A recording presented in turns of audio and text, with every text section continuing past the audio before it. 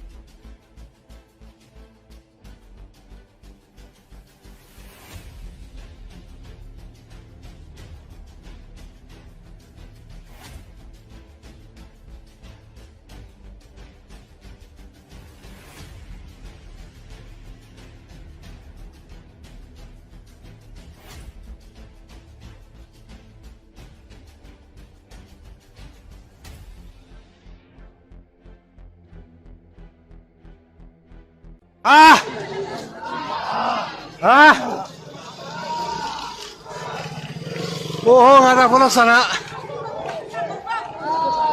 Sana sini.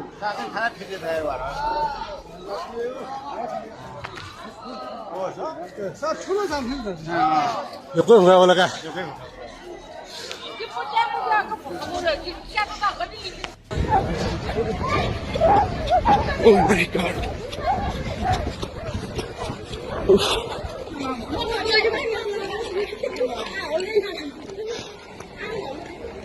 Oh my God.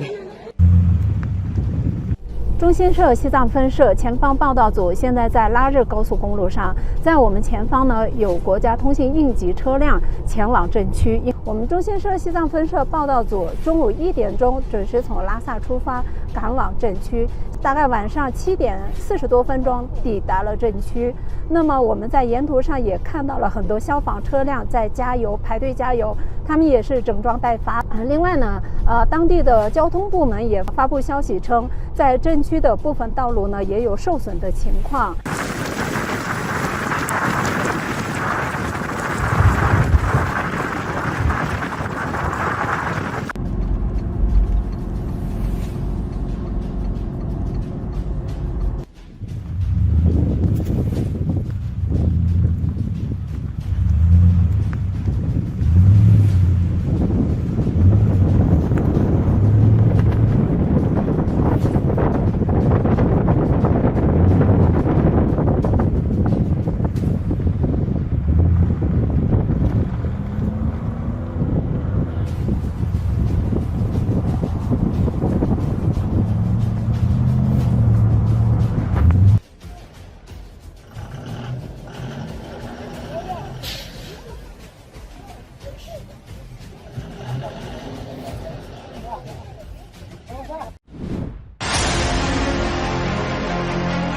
Last weekend, the leadership of the United States of America made a decision that provides for the acceleration of the delivery of essential goods without lifting economic sanctions that limit other types of aid to the new government of the Syrian Arab Republic, which overthrew the totalitarian regime of Bashar al-Assad, writes the authoritative publication The Wall Street Journal.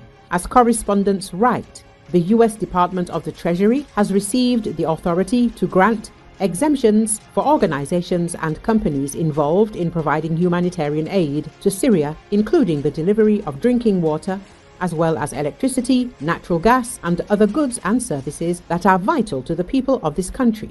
By the way, the American side is soon promising to lift some other sanctions imposed against official Damascus during the very long, multi-year rule of the Assad clan.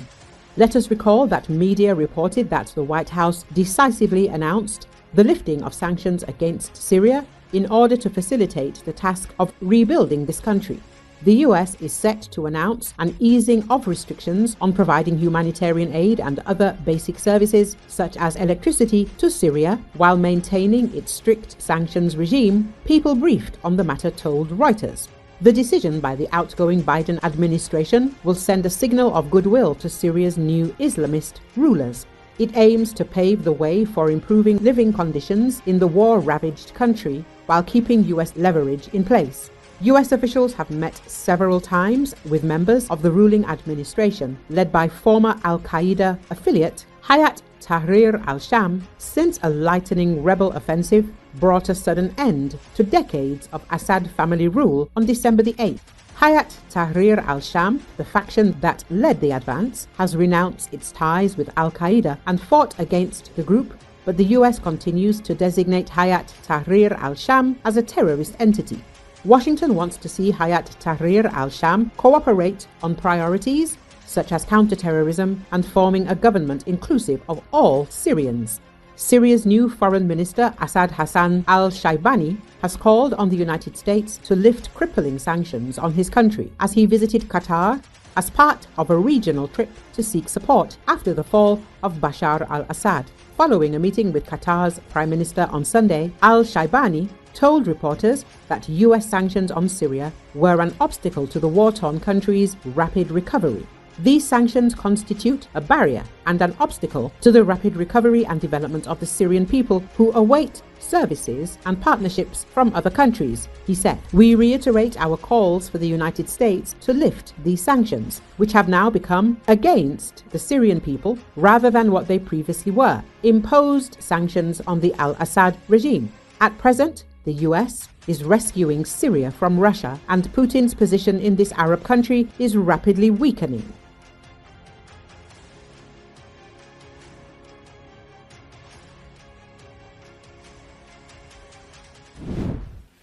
Dramatic pictures show a giant statue of the former ruler of Syria Hafez Assad lying broken on the ground. The monument to Assad, the father of Bashar Assad who ruled Syria until last month, was built on a hill overlooking the Kalaman region. After 50 years of rule, the Assad government fell last month after a sudden rebel offensive. Since then, protesters have torn down statues of the Assads and blighted posters of them.